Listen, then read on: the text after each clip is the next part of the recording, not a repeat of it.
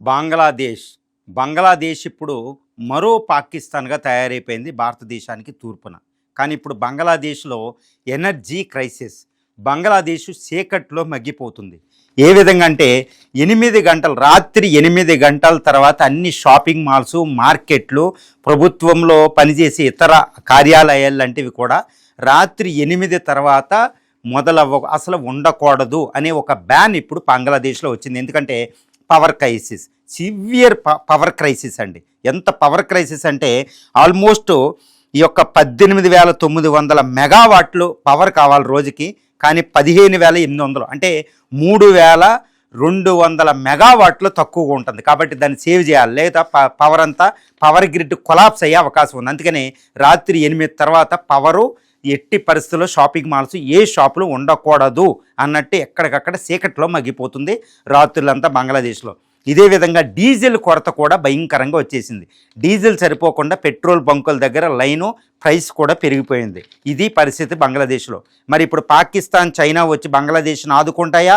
Impossible.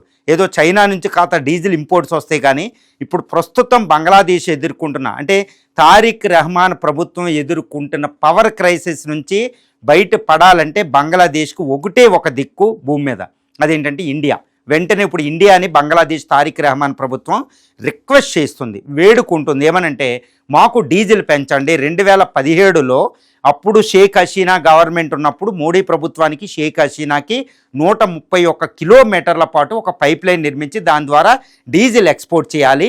అది ఎక్కడి నుంచి నుమిల్గర్ అనే అస్సాంలో, తర్వాత అరుణాచల్ ప్రదేశ్ దగ్గర ఉన్న ఒక రిఫైనరీ నుంచి బంగ్లాదేశ్కి పంపించడం.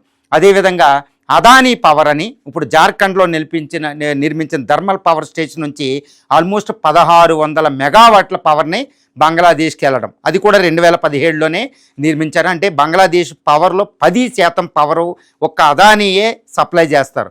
దీంతోపాటు సిల్గురి నుంచి ఉత్తరం ఉన్న పర్బాతీపూర్ దగ్గరికి ఇంకో పైప్ లైన్ ద్వారా డీజిల్, హెవీ డీజిల్, పెట్రోల్ లాంటివి సప్లై చేయడం శుద్ధి చేసిన తర్వాత. అంటే భారతదేశం సప్లై అనేది బంగ్లాదేశ్కి ప్రాణవాయువు అనమాట. డీజిలు, పెట్రోలియం, తర్వాత పవరు, గ్యాసు. ఇప్పుడు వీటన్నిటిని బంగ్లాదేశ్ పవర్ క్రైసిస్ వల్ల వెంటనే ఇండియా ప్రభుత్వాన్ని వేడుకుంటుంది తారిక్ రెహమాన్ ప్రభుత్వం.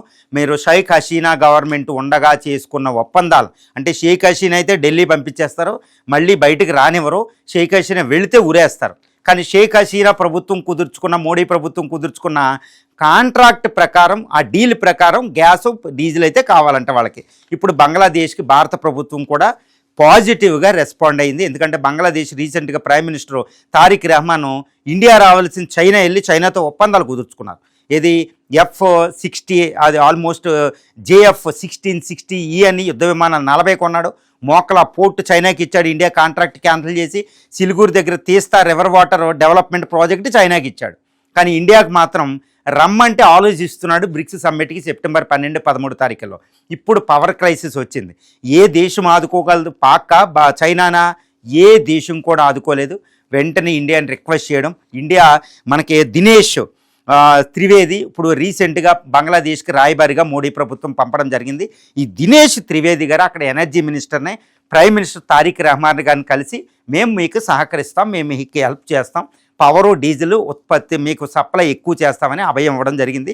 తారిక్ రెహమాన్ ప్రభుత్వం ఊపిరి పీల్చుకుంది. ఇప్పుడు బంగ్లాదేశ్ పీపుల్ కూడా దీన్ని ఆల్మోస్ట్ ప్రైజ్ చేస్తున్నారు. They are thanking to India అనమాట. ఇండియా ఆదుకోకపోతే పరిస్థితి బంగ్లాదేశ్కి ఎలా ఉంటుందో మనం చూపిస్తున్నాం. ఇదే ఒకటే కదండి, ఇంటర్నేషనల్ ఇప్పుడు వచ్చిన ఇరాన్ క్రైసిస్ వల్ల బంగ్లాదేశ్కి ఒక ఎనర్జీ క్రైసిస్ వచ్చింది.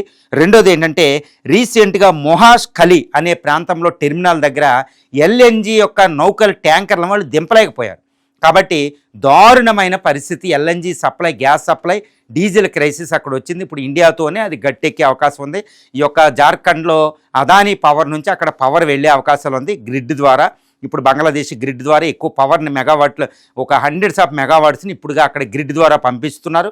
తర్వాత డీజిల్ని నుమిల్గర్ ఆయిల్ రిఫైనరీ నుంచి, అస్సాం నుంచి బంగ్లాదేశ్కి ఎక్కువ ఇస్తున్నారు. తర్వాత పోర్టుల ద్వారా, ముఖ్యంగా పారదీపు, చెన్నై పోర్టుల ద్వారా కూడా డీజిల్ని అక్కడికి బంగ్లాదేశ్ పంపించే అవకాశం ఉంది. భారత ప్రభుత్వం అభయం ఇచ్చింది మోడీ ప్రభుత్వం. అంటే ఇప్పుడు బంగ్లాదేశ్కి ఇండియా అంటే ఎంత వాల్యుబుల్ కంట్రీ అనేది తెలిసింది. రీసెంట్గా శ్రీలంకలో అదే ప్రాబ్లం వస్తే ఇండియా ఆదుకుంది. మన మయన్మార్కి ఆదుకుంటుందో.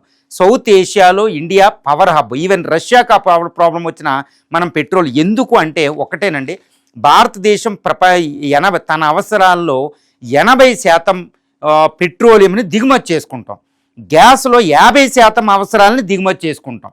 కానీ ఎక్స్పోర్ట్లో మనకి ఎక్స్పోర్ట్ బాస్కెట్ చూస్తే పెట్రోలియం ప్రొడక్ట్స్ ఎక్కువ ఉంటాయి. ఎందుకంటే ఇండియాలో రిఫైనింగ్ కెపాసిటీ కావాల్సిన దానికంటే ఎక్కువ ఉంది. అందుకనే ఈ పెట్రోలియం దిగుమతి చేసుకుని దాన్ని పెట్రోలు, డీజిల్, పెట్రోలియం ప్రొడక్ట్స్గా మార్చి వాటిని ఎగుమతి చేస్తామన్నమాట. కాబట్టి పెట్రోలు, డీజిల్ ఎగుమతిలో భారతదేశం ప్రపంచంలోనే ఒక టాప్ 10 కంట్రీగా ఉందనేది గుర్తుపెట్టుకోవాలి. అందువల్ల ఇటు బంగ్లాదేశ్, శ్రీలంక, మాల్దీవ్స్కి మనం డీజిల్, ఈవెన్ అమెరికాకు కూడా, యూరోపియన్ కంట్రీస్ కూడా పెట్రోల్, డీజిల్ సప్లై చేస్తాం. ఈవెన్ రష్యా ఈరోజు క్రైసిస్లో ఉంటే దానికి పెట్రోలు, డీజిల్ పంపిస్తున్నాం. That is the energy independence అంటారు. రిఫైనింగ్ కెపాసిటీ భారతదేశానికి ఉంది. ఈరోజు భారతదేశానికి ఈ కెపాసిటీ ఈరోజు బంగ్లాదేశ్, శ్రీలంకలు మన మీద ఆధారపడేటట్టు, ఈవెన్ రష్యా కూడా మన మీద ఆధారపడుతుంది. ఇప్పుడు బంగ్లాదేశ్కి అసలైన విషయం ఎవరు ఆత్మమిత్రులు, ఎవరు ఉంటే మనకి ఇంపార్టెంట్ అనేది ఇప్పుడు తారిక్ రహమాన్ ప్రభుత్వానికి, బంగ్లాదేశీ పీపుల్ కూడా ఇప్పుడు అర్థమైందని మనం చెప్పొచ్చు.